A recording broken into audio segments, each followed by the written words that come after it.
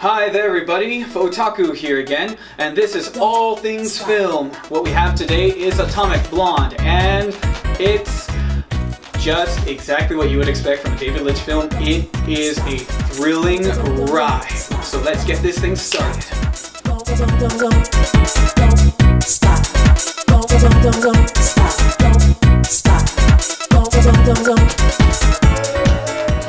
Okay, so Atomic Blonde follows Lorraine, who is essentially an MI6 agent, and I mean, like, she is awesome. The setting around this time is 1989 Berlin. Tensions are soaring high. So what we have here is what exactly is going down. We have all this espionage. So what is that key point that could turn things around? Turns out nothing. There's actually nothing that can turn around the scenario with Berlin, and you know what, that's pretty cool, because it lets them do their own thing. This just makes the setting high tension. So what is the particular MacGuffin or so that we're dealing with something like this? Well, it turns out it is a file that's hidden within a watch, or rather encoded within that watch. In there lies the information on every spy, and I mean every top player in the book around the Cold War. So with this being the case, everyone wants their hands on it. Some, of course, justifying that in their hands is a lot safer than in others. And here we have Lorraine's character, supposed to be one of the best, going in to avenge a fellow comrade and making sure that that mission is taken care of.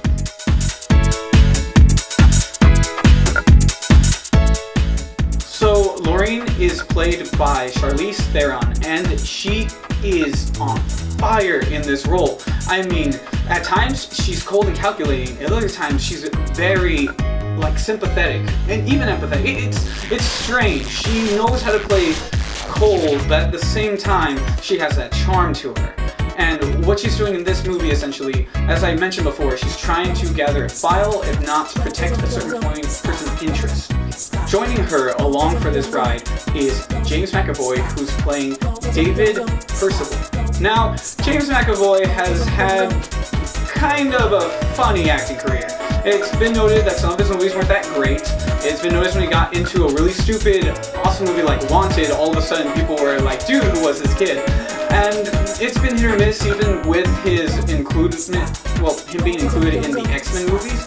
So here, let me just say, it's fun to see his role. Like, I used to think that maybe his range was just limited to people who were like more of the kind of unconfident, unsure, they know what they're doing, but they're placed in a scenario where it's obviously that he feels like he's in over his head. Half the time, that's what his main facial look is. Like, WTF, and dude, I am way in over my head. And I believe the best movie he's been in that encapsulated this was The Last King of Scotland, where I felt it just worked there. So how's this change here? He actually has some fucking range. Like, dude, his character is completely off the wall, totally opposite of anything else he's played, and he does it well. It's believable to the point where he can be at times just scary by how unpredictable, and I feel that's great to commend him. Unless, of course, you're the kind of person who always thought that James McAvoy was crazy and this is that side, so...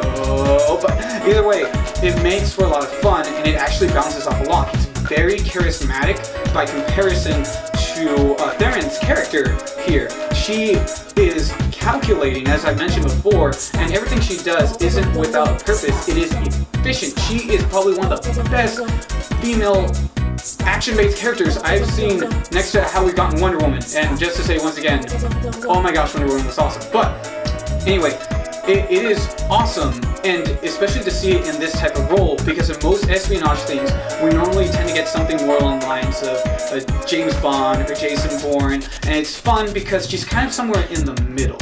And I'll explain a bit more with it in our next topic.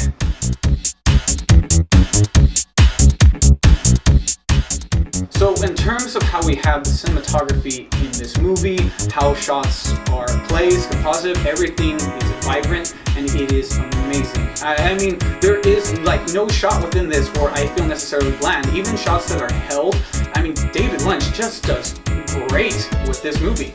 And that leads us into the action sequences between this one. The action sequences can at times range from one full take in some of the most well done editing so that way it has that illusion. I'm not sure if it's all one take between some of these scenes, kudos. I just feel like there's a good point that anybody cannot notice that there was a quick edit to change on these scenes, and you feel every punch, every kick, every last weight of movement to it. It's the kind of thing that makes it feel almost gritty, while at the same time trying to stick in with that espionage feel. And what we have here then is something that's different between what I mentioned before with Jason Bourne films and the James Bond films. It has style, like real style to it. You don't have the shaky cam, but you don't exactly have the class and presentation that's raised in this movie. And you know what? It's cool that it makes it its own thing. It's just really easy to slip into one of the two when you think of a like action spy thriller based movie. And I mean, you will not be disappointed. When I say you can feel the weight, gravity, and like to some of these punches and the expressions to how people take hits, and oh my goodness, the practical effects with this. I mean, I was like, dude, whoa. Fans of the John Wick, you will enjoy this. It doesn't get as ridiculous as it does to John Wick's level, but there's just such a level of gravity and grit within these action sequences that are great, and that's why I like to still applaud Theron, because she sells it. She sells in those sequences. It is great.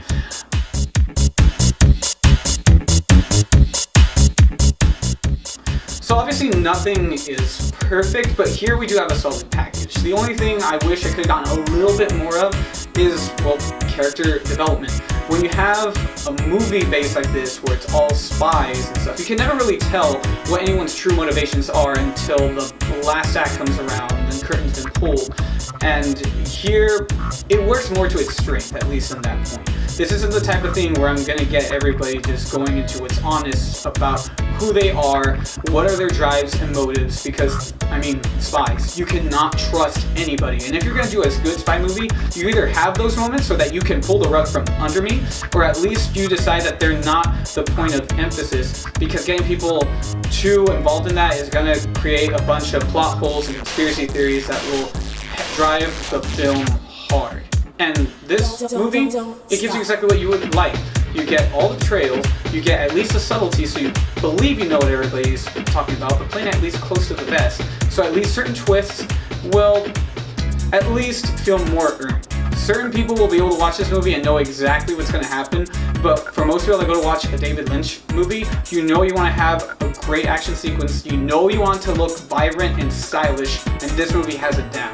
Without a doubt, it is worth going to watch. You will not be disappointed.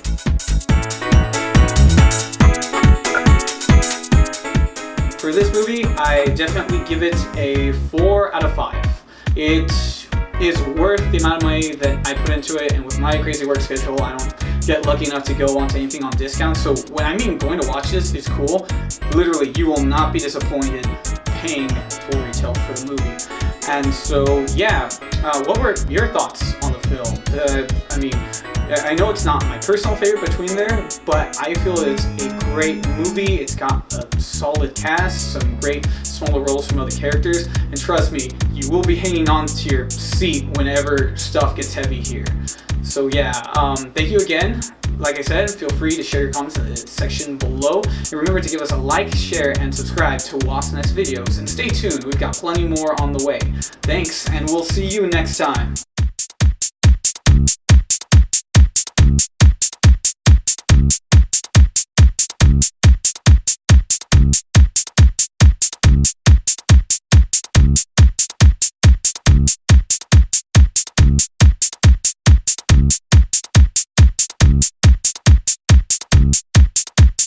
Stop.